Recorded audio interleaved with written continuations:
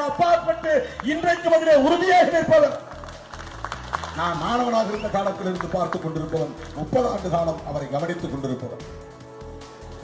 எனக்கும் அந்த உணர்வு இருக்கிற காரணத்தினால்தான், அந்த குருவி ஓடுகிற காரணத்தினால்தான் வண்டியிலே அவர் தனியே போய் பயணம் செய்து பார்த்து விட்டு வந்தார். அண்ணனின் அழைப்பை ஏற்று நான் வண்டிக்கு போய்விட்டு வந்தேன்.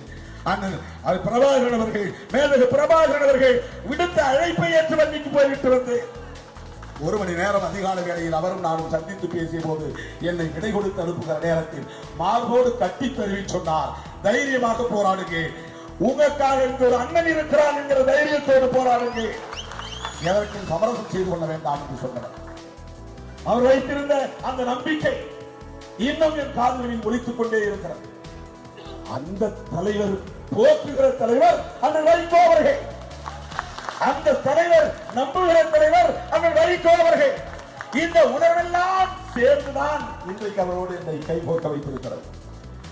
நாங்கள் நால்வரும்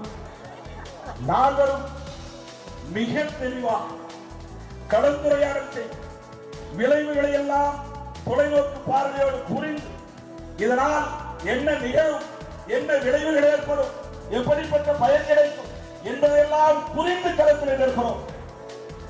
மக்கள் நல கூட்டணி இந்த தேர்தலில் மாபெரும் சாதனையை படைக்கும், வரலாற்றை படைக்கும்.